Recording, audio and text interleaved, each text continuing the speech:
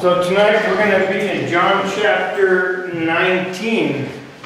John chapter 19 is it's a really short chapter, but there's a lot in there.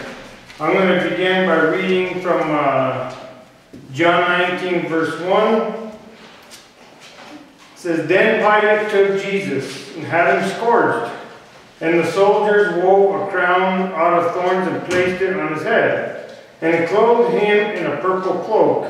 And they came to him and said, 'Hail, King of the Jews!' And they struck him repeatedly. Once more Pilate went out and said to them, 'Look, I am bringing him out to you, so that you may know that I find no guilt in him.' So Jesus came out wearing..." So Luke, I am bringing him out to you, so that you may know that I find no guilt in him. So Jesus came out wearing the crown of thorns and the purple cloak, and he said to them, "Behold, the man." When the chief priests and the guards saw him, they cried out, "Crucify him! Crucify him!" Pilate said to them, "Take him yourselves and crucify him. I find no guilt in him." The Jews answered, "We have a law, and according to that law he ought to die, because he made himself the Son of God." Now when Pilate heard this statement, he became even more afraid and went back into the praetorium and said to Jesus, "Where are you from?" Jesus did not answer him. So Pilate said to him, "Do you not speak to me? Do you not know that I have the power to release you, and I have the power to crucify you?" Jesus answered him, "You would have no power over me if it had not been given to you from above. For this reason, the one who handed me over to you has the greater sin." Consequently, Pilate tried to release him. But the Jews cried out, "If you release him, you are not a friend of Caesar. Everyone who makes himself a king opposes Caesar." When Pilate heard these words, he brought Jesus out and seated him on the judge's bench, in the place called Stone Pavement, in Hebrew, Gabbatha. It was preparation day for Passover, and it was about noon. And he said to the Jews, "Behold your king." They cried out, take him away, crucify him." Pilate said to them, "Shall I crucify your king?" The chief priests answered, "We have no king but Caesar." Then he handed him over to them to be crucified. So they took Jesus, and carrying the cross himself, he went out to what is called the place of the skull, in Hebrew, Golgotha. There they crucified him, and with him two others, one on either side, with Jesus in the middle. Pilate also had an inscription written and put on the cross, and it read, "Jesus the Nazarene, the King of the Jews." Now many of the Jews read this inscription because the place where Jesus was crucified was near the city, and it was written in Hebrew, Latin, and Greek. So the chief priests of the Jews said to Pilate, "Do not write the King of the Jews, but that he said, 'I am the King of the Jews.'" Pilate answered, "What I have written, I have written." When the soldiers had crucified Jesus, they took his clothes and divided them into 4 shares, a share for each soldier. They also took his tunic, but the tunic was seamless, woven in one piece from the top down. So they said to one another, "Let's not tear it, but cast lots for it, to see whose it will be," in order that the passage of Scripture might be fulfilled that says, "They divided my garments among them, and for my vesture they cast lots." So I'm going to stop there. So we're in John chapter 19 tonight, and I'm going to go back to verse 1 of 19. Now, a couple of things that we have to see and understand is at the beginning of John 19, it says, "Then Pilate took Jesus and had him scourged." You know, when we read this, John chapter 19, it's something that we really have to focus on. Now, the scourging that Jesus Christ, what they did to him, is described in that time that they would get a person and they would take off, his garments, and it would just be bare skin. And they would strap his hands down to some kind of pole or wood beam or whatever it might be, and they would take whips or even some sort of instruments with little like hair-like needles on them, and they would scourge him. They would tear his flesh. No, it wasn't just a whipping that we see in the modern, different times. This thing was ripping his skin, and that's what they call scourging. So it's very important that as we go through this John chapter 19, I'm going to describe a lot of different things that we should all be aware of that. Now, verse number 2, it says, "And the soldiers wove a crown out of thorns and placed it on his head, and they clothed him in a purple cloak." The crown was something they never did to anybody else. It was only to Jesus. So the soldiers did it on their own. It wasn't any other individual besides the soldiers that wove this crown of thorns and they stuck it on his head. And something, as we go through this, you have to kind of picture what he was going through, because as we keep going down this journey in chapter 19, it's really important that we focus what Jesus Christ went through. No? And just like those thorns, who in here has got a splinter in their life? And who cried about it? Can you imagine that little tiny splinter? And we cry about that. You gotta get, you don't want it in anything you touch, or you have to, and you'll gouge it out, no? You'll get nail clippers, you'll get something, you'll gouge that splinter to get it out of your own body. So it's something that we have to really, really focus on, because when you actually look at this, when you actually see what Jesus Christ is going through and has gone through, this is really deep. So John chapter 19 really shows us a deeper picture of what Jesus Christ had to go through. And as we begin, like I said in verse 1, when Pilate had Jesus, scourged and torn. So like I said, the crown of thorns that was special for Jesus. These men put this on him, and then if you keep on going, what else did we see that they were doing to him? They were striking him, right? Verse 2, it says, "And the soldiers wove a crown out of thorns and placed it on his head and clothed him in a purple cloak. And they came to him and said, 'Hail, King of the Jews!' And they struck him." How many times? Repeatedly. So can you imagine, a lot of times, the way Jesus Christ is described this day and age is he came down to earth to die for us and he went back to heaven, right? That's what he's described.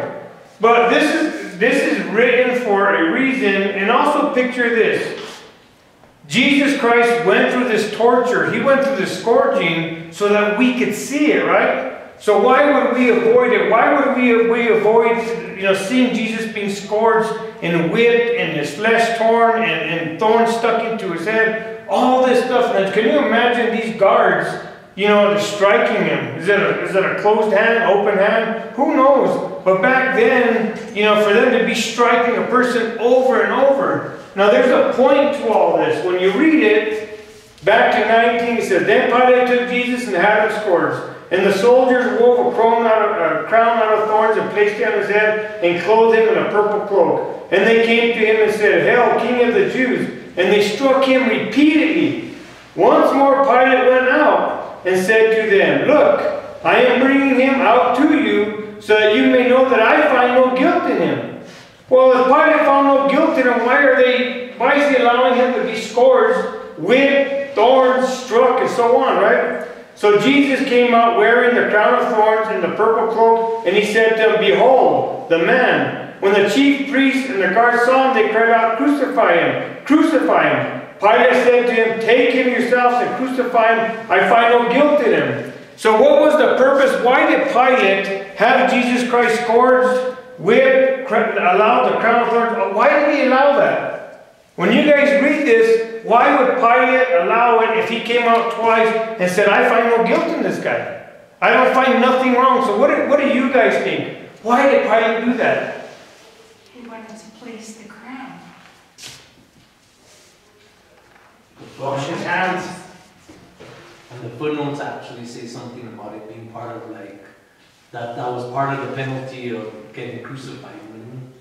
So a person is not scourged scourged, whipped, and struck, and so on and so forth, for the pleasure of the people. So when you read this story, remember one of the wives came out and said, have nothing to do with this, right?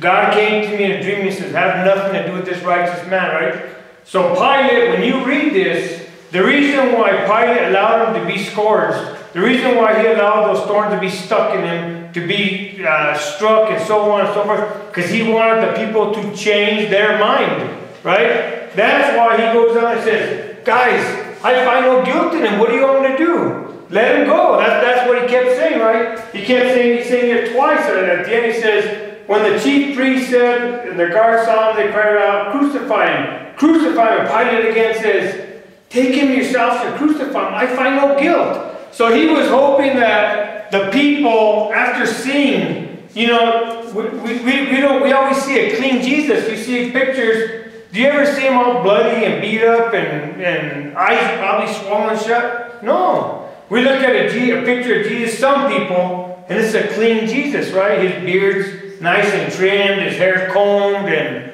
you know. So the thing is that these people saw Jesus beat up, probably swollen eyes, broken, who knows? But the whole thing is, that's why Pilate came out, because he wanted people to change their mind, right? But instead, all they kept saying is crucify him, right? But this is how obedient they are with the law. So you got to remember this. I've asked a lot of people, why did Jesus Christ come down to earth? And the first thing, and probably the only thing people say is to die for our sins, right? You guys agree with that? What about the law? Didn't he come to ransom everybody out of the law? Yeah. He came to take, all the people were obedient to the law. They were following the law. And I can't remember, Galatians or Ephesians said he came down to free the people from the law. And look at verse 7. Right away they go to the law. The Jews answered, we have a law.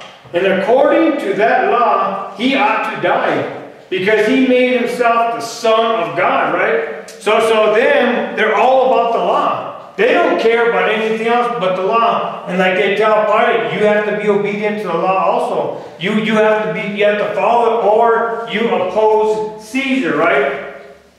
So then it goes on. You know, he says, they say crucify him. He says, I find no guilt.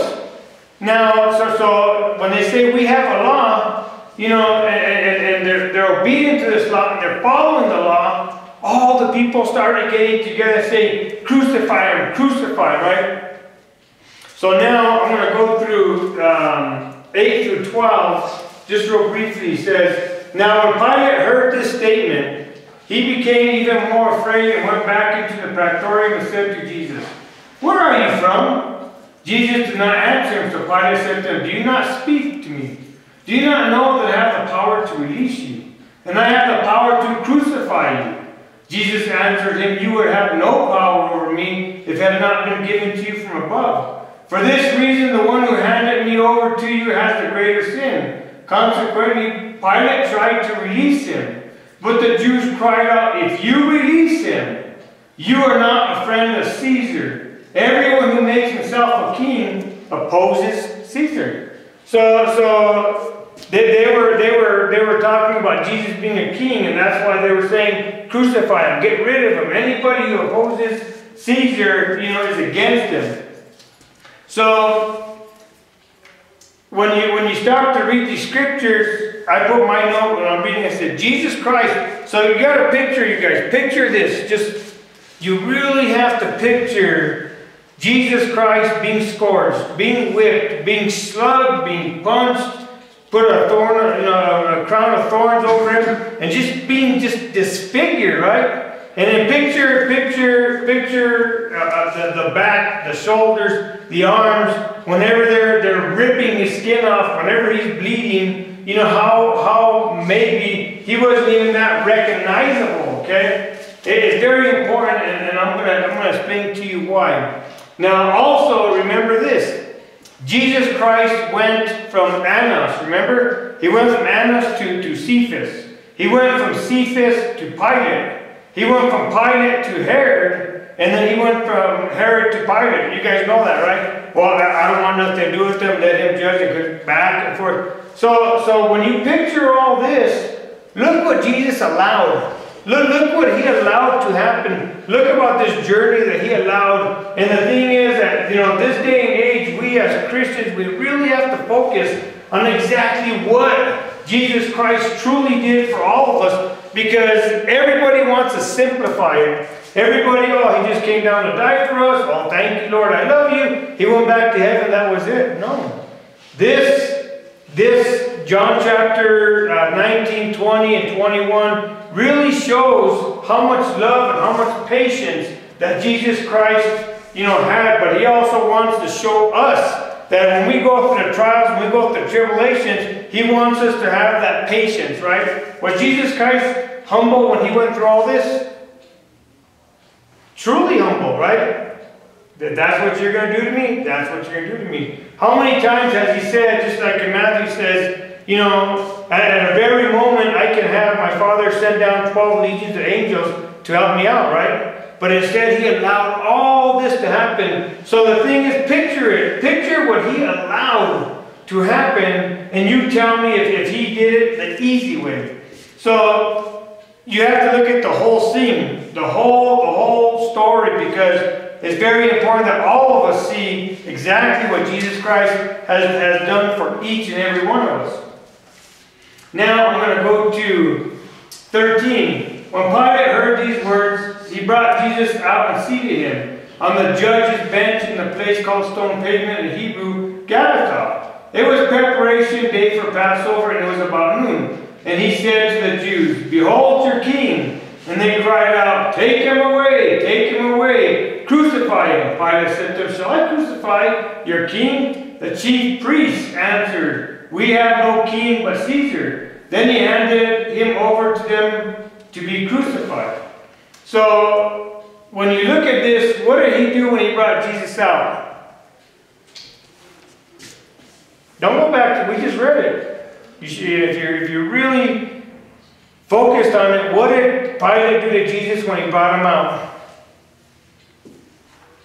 He sat him down on what? Stone pavement. On the bench, judge's bench. On the judge's bench, right? Who sits on the bench? The judge. Who did he say? Here's your king. Here's your judge, basically, right? So a lot of times we don't see stuff like that. We don't really, think too much about it. But even Pilate came out. He sits Jesus on this judge's bench, right? Where the judge, where the ruler would normally do it. And he says, here's your king, right? Can you imagine Jesus sitting there with the purple cloak with thorns stuck in his head, bleeding, beat up? You have to picture that, because that's exactly what the story is trying to put out for all of us to see. Now, you got to remember that Jesus Christ has been a humble person. It says the Word became flesh and made his dwelling among us. He took the form of a slave, so he's been showing us this humility since day one, right? Never arguing, never, getting angry. Since the Word became flesh, took the form of a baby, he showed us his humility from day one, right? So now, I'm going to ask you guys to go with me real quick to Matthew chapter 10. We're going to keep that page. Matthew chapter 10, and we're going to go to verse 37.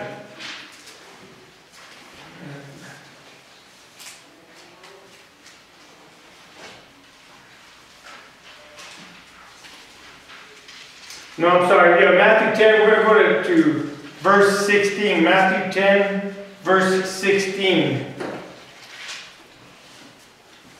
It says, "Behold, I am sending you like sheep in the midst of wolves." The reason why I'm bringing you guys here is because Jesus Christ was showing all humanity that we're going to all have to go through trials and tribulations, right? Jesus Christ is going through it right now. He told his church, his disciples, they're going to have to go through it. And this is the reason why I'm bringing you here to Matthew chapter 10, verse 16. He says, behold, I am sending you like sheep in the midst of wolves. So be shrewd as serpents and simple as doves. But beware of people, for they will hand you over to courts and scourge you in their synagogues.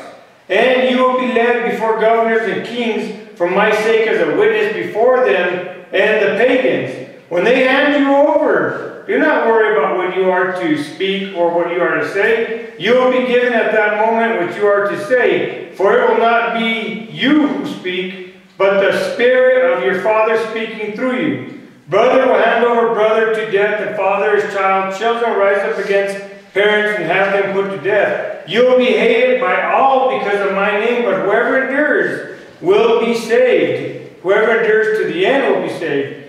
When they persecute you in one town, flee to another. Amen, I say to you, you will not finish the towns of Israel before the Son of Man comes. No disciple is above his teacher, no slave above his master. It is enough for the disciple that he become like his teacher, for the slave that he become like his master.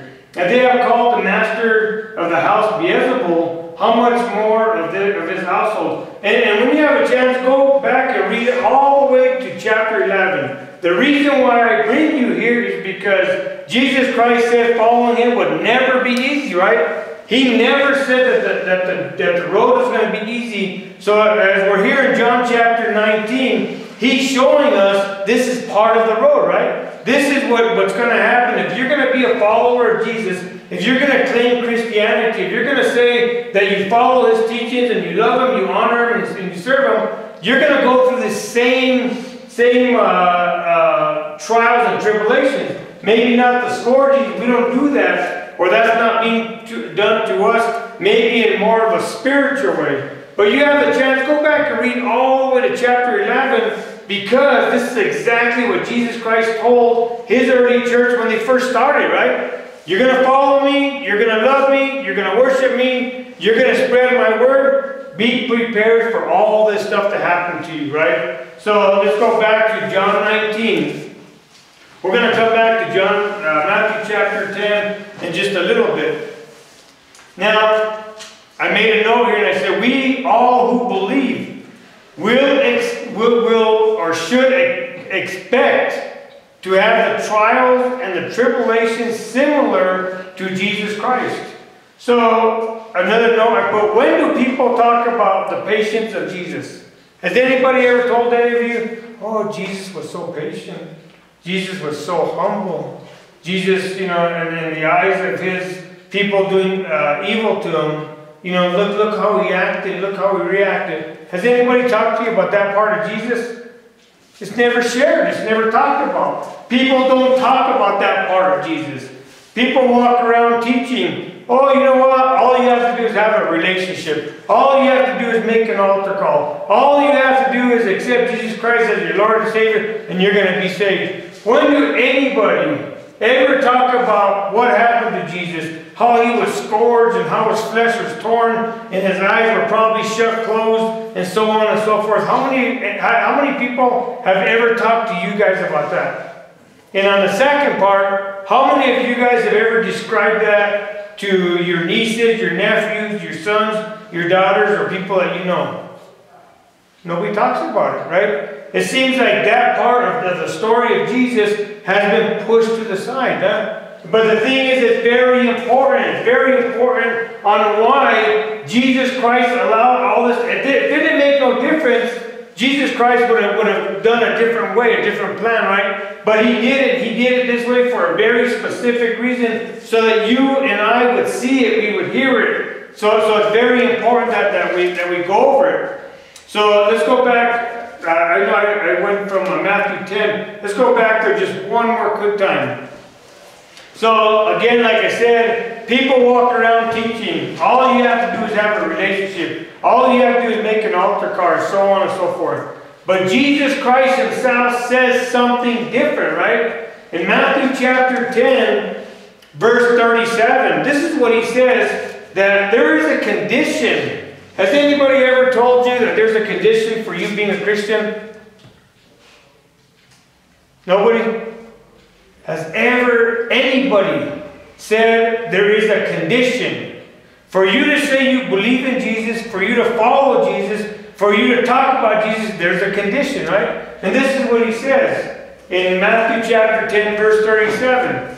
Whoever loves father or mother more than me is not worthy of me. And whoever loves son or daughter more than me is not worthy of me. Whoever does not take up his cross and follow after me is not worthy of me. How many of us bear a heavy cross? We try every day not to have a cross, right? The thing is, everybody wants to live an easy life. Everybody wants to live a prosperous life. Nobody wants to bear a cross. Nobody knows. From the time that you get to the time you go to bed, how many times do you think of God? I even asked my kids that. He said, Dad, why do you make the sign of the cross? And I said, son, how many times in a day do you think about God? I don't think about God. I said, so what makes you think about God? Well, when you make the sign of the cross, then I kind of remember, or when we pray and you make the sign of the cross. So there's an outward sign. And that outward sign that we have to see is the only way that we remember about God. So over here, like he says in verse 38, and whoever does not take up his cross and follow after me is not worthy of me. How many times has somebody out there told you, a Christian brother or Christian sister told you have a heavy cross to bear? Never. No. Nobody talks about this. Nobody talks about the cross. Nobody talks about all this stuff, right? So, but Jesus Christ does. Jesus Christ says, remember in the beginning when I called you? Remember in the beginning when I started teaching you? Remember in the beginning when I started talking? I told you guys, you have to bear your cross. So now Jesus is now bearing his cross. Well, we're going to read in a few more minutes that Jesus Christ took that cross and now he's bearing that cross, right? So how is it that Jesus has to bear a cross and we don't? Right? We don't have a cross. We don't have no worries. Well, if that's the modern world and that's the way they're doing things and that's okay, well, whatever, it's no big deal. But that's not true. The thing is that we make a choice on how that cross is. But Jesus Christ says, if any one of you guys think that you don't have a cross, that means you're not following after me. He says, whoever does not take up his cross, which means you in fact have a cross, and follow me is not worthy of me. So remember, when people walk around, well, all you have to do is this, and God just loves you, and you don't have to worry about it. That's not what Jesus Christ told us. That's not what Jesus Christ went through.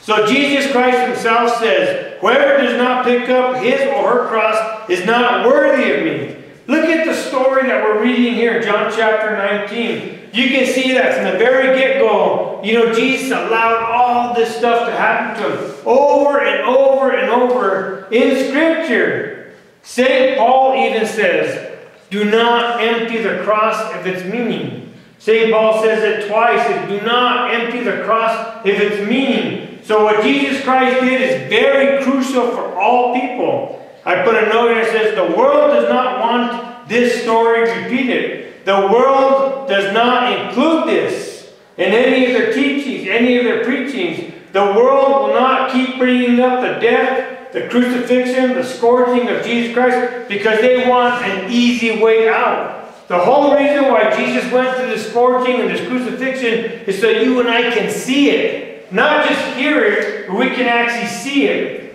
When you go through all of this John chapter 19, it's very critical that we all see what Jesus Christ did. But now, it's also important that we repeat it, right? How many times have you seen an empty cross? Or I guess I'll rephrase it. How many of you have an empty cross? I'm talking a physical, a chain or something on your mirror or at home. How many of you guys have an empty cross? So just think about it, right? The empty cross, as we keep going over this tonight, is something that we all have to really focus on, huh? So, people have pictures of Jesus, like I said earlier, with his beard trimmed and his hair combed, and it almost even looks like he has a suntan, right? And that's what people have in their houses. That's what people, share with each other. That's what people give to each other. But is that is that the Jesus that went through all this scourging and the crucifixion?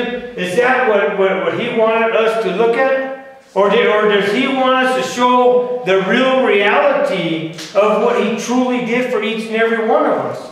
And that's why it's so important when you go over this John chapter 19. Now I'm going to go to verse 17, or coming from 16. Then he handed him over to them to be crucified. So they took Jesus, and carrying the cross himself, he went out to what is called the place of the skull in Hebrew, Golgotha. There they crucified him with two others, one on either side, with Jesus in the middle. So, did St. John just say that Jesus carried that cross by himself? Did he?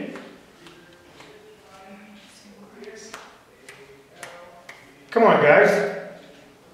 Didn't Matthew, Mark, and Luke say something different? Didn't they get Simon to come and help him carry his cross?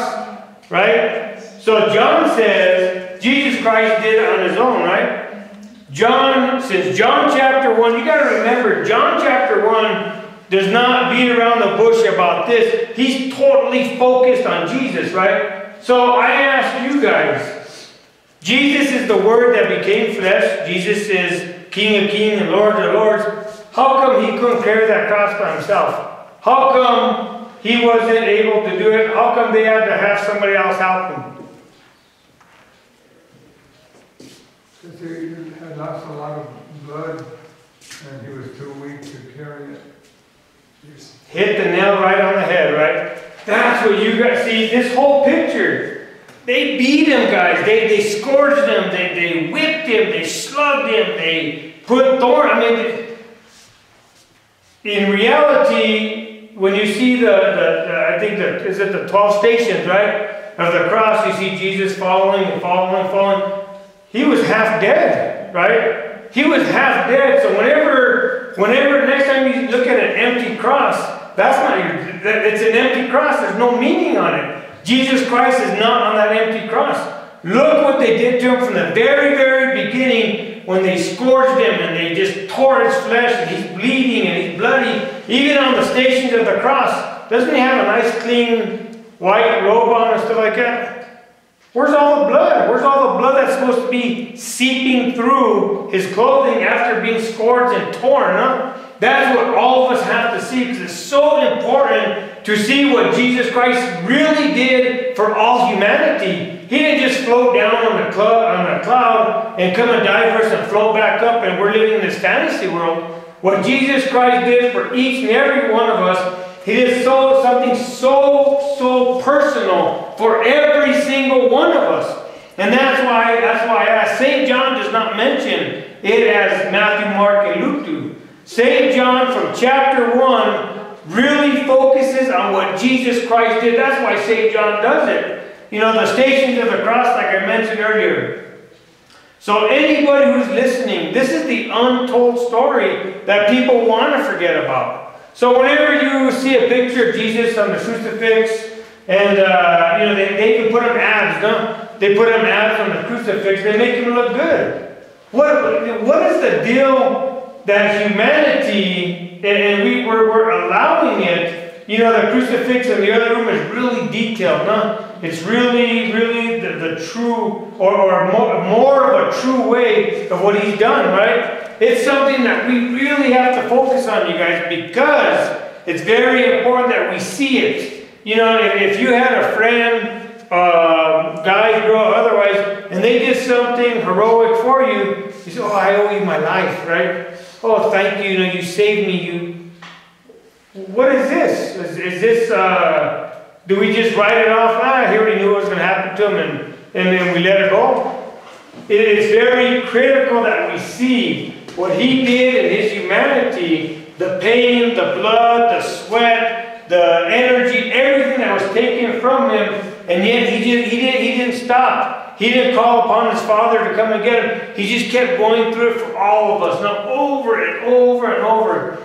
So the Lord didn't just come down, save humanity from sin and go back up. He gave everything of himself since childhood, since being born of a little baby. That, you know, if a person would really look at the whole story, it wasn't just even this John chapter 19 where he was crucified and scourged. It was ever since he came into the form of that baby that he gave of himself. Nobody gives him the 33 years of humanity that he spent on this earth for all of us. 33 years. 33 years he spent, going through the sicknesses or whatever he went through, just like you. He spent 33 years, you guys here. Not just a fairy tale, he came down, went back up. So that's what this John chapter 19 is very deep. When you really, really look at it, it's very, very deep. So I put it over here. Whoever bears an empty cross, whoever bears a clean picture, takes away what Jesus Christ has done. So anybody who goes buys, an empty cross, you're looking at Jesus and you're saying, I don't really understand what he did for me. Or even a clean picture of him. No? Something for you to think about, something for me to think about. Let's go to Luke chapter 23. Matthew, Mark, Luke, John. So Luke chapter 23.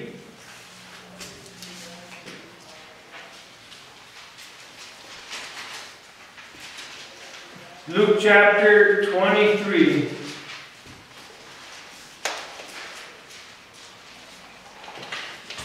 And I'm going to go to verse 26. It says, the way of the cross. As they led him away, they took hold of a certain Simon, the Cyrenian, who was coming in from the country. And after laying the cross on him, they made him carry it behind Jesus. A large crowd of people followed Jesus, including many women who mourned and lamented him. Jesus turned to them and said, daughters of Jerusalem, do not weep for me. Weep instead for yourselves and for your children, for indeed the days are coming when people will say, blessed are the barren, the wombs that never bore, and the breasts that never nursed. At that time people will say to the mountains, fall upon us, and to the hills, cover us. For if these things are done when the wood is green, what will happen when it's dry? Now 2 others, both criminals, were led away with him to be executed. How many of you guys have read that before and just glanced right over it? Listen to what it's saying here. These people saw something, right? What did they see?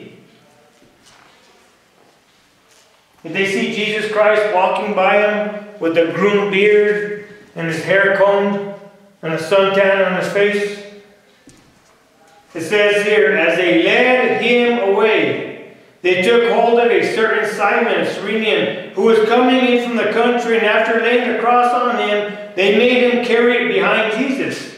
A large crowd of people followed Jesus, including many women who mourned. Why are they mourning?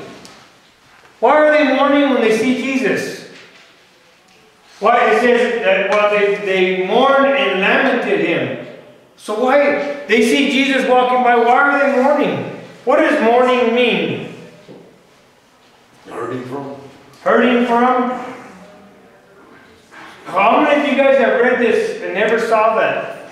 These women, these people were seeing this Simon come and take the cross from Jesus, and they're mourning, right? They're mourning about what they're seeing, right? Just like I've been trying to say in John chapter 19. Can you imagine what he looked like? Can you imagine how he was probably bloody everywhere? That he was probably even unrecognizable, no? So that's why, so they're saying a large crowd of people followed Jesus, including many women who mourned and lamented him.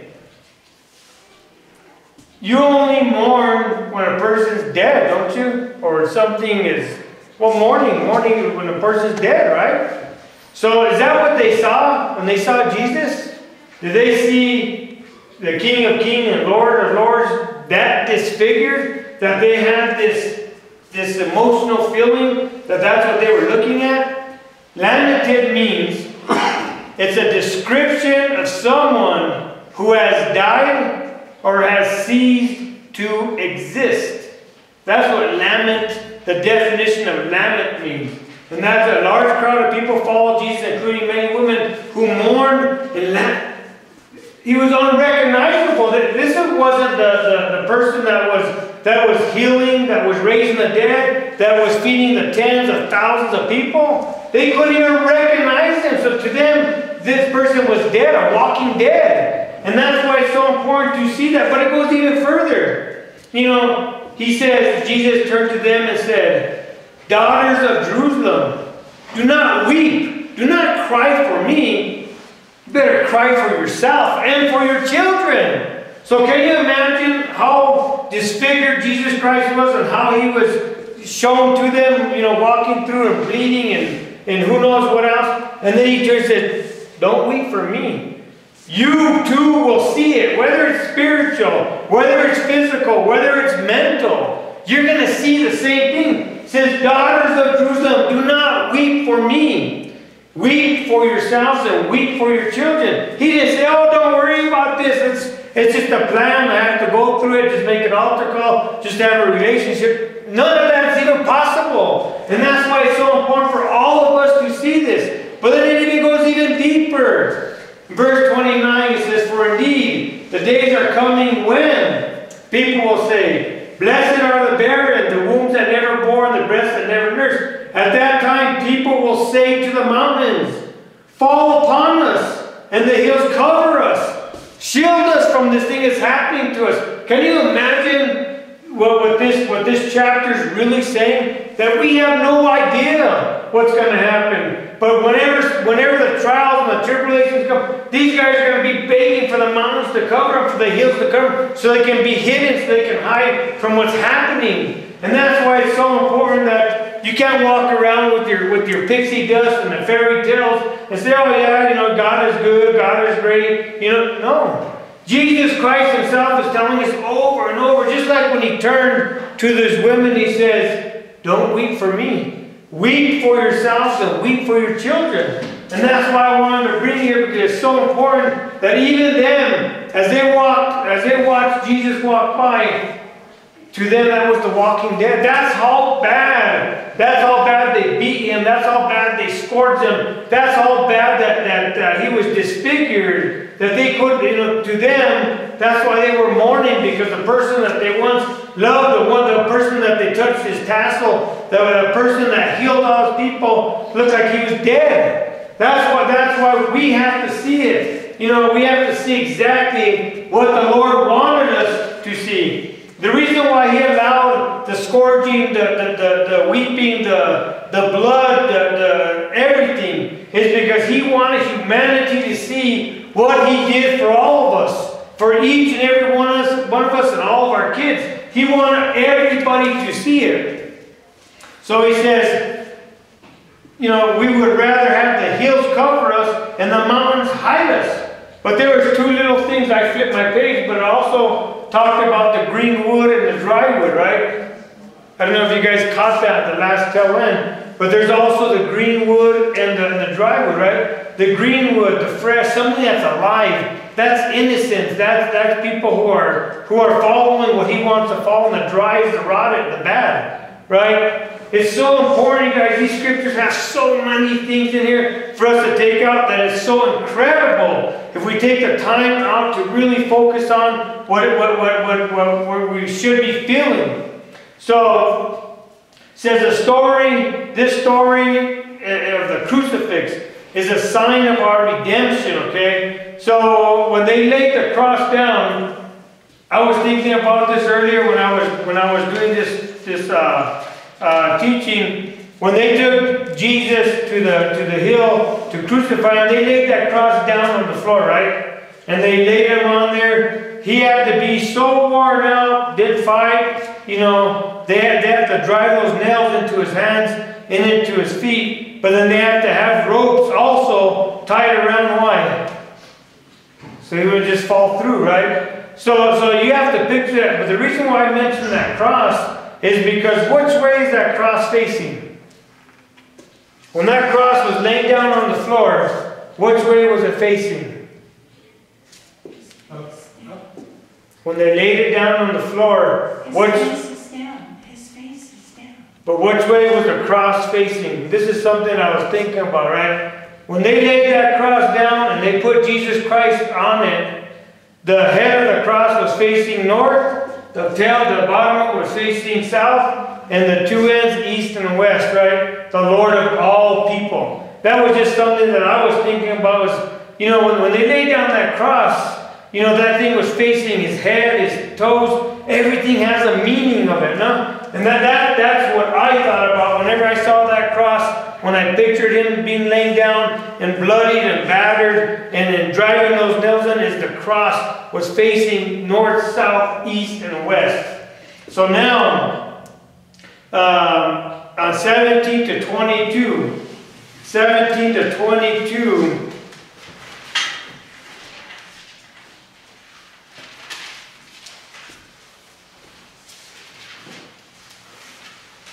17 to 22. So we read all that. We're going to go to 20. Now many of the Jews read this.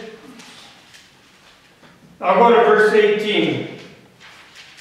There they crucified him, and with him two others, one on either side with Jesus in the middle.